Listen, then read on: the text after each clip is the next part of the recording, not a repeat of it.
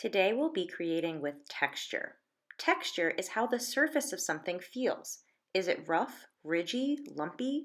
Can you feel patterns when you run your hand along the surface of the object?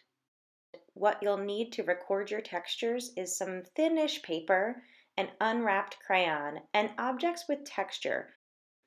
If you can find flat-ish objects, they'll fit better under your piece of paper for this project. I unwrap my crayon so that I can rub it across the paper to get the texture of the objects. The crayons being broken actually can be very helpful, so use all those unloved broken crayons at the bottom of your box.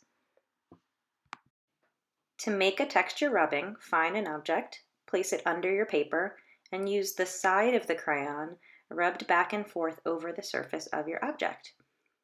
Afterwards, you can take it out and you can replace it in different parts of your paper to make the image again and again.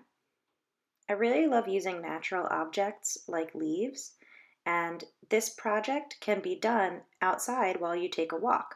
So you can take a piece of paper and a crayon with you on your walk and record things as you go. And you don't even have to take anything home. You can just make texture rubbings of surfaces that you find along your walk. Man-made objects like this watch band make a great texture for rubbings as well.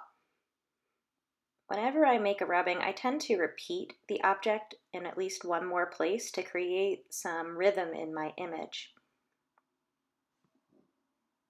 Next, I'm going to use these keys. There are two keys on a keychain, and I definitely had trouble rubbing them, as you can see here, because they were connected by that keychain that made them a little less flat on the surface I was doing my rubbing. If you do this yourself, I recommend taking something off a keychain to make it flatter if you can. This hair tie was really fun to do, but since it was a little bit rounded, it was a bit hard to do a rubbing. I just had to hold the paper steady as I did it. This bubble wrap was a big surprise. I thought it would be a very cool texture, but when you look at how it looks when I rub on top, almost nothing happened. I think the texture was too soft. So instead, I'm going to use this woven placemat texture in the same spot. If something happens and you make a mistake, you can rub a new texture over that spot and it will cover it up. I'm going to repeat that in another corner. When you're done with all your texture rubbings, you can level up your piece of artwork by adding some watercolor. Because crayons are made with wax, they will resist any watercolor that you paint on top.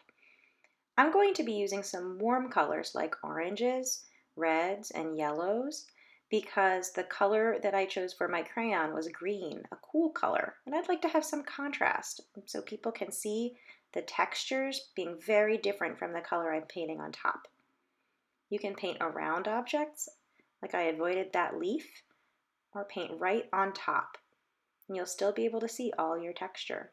Just make sure to use a lot of water on your brush so the color is translucent or see-through. I hope you'll try making a texture rubbing, either to explore the textures in your own living space or going outside and exploring the textures around you in nature.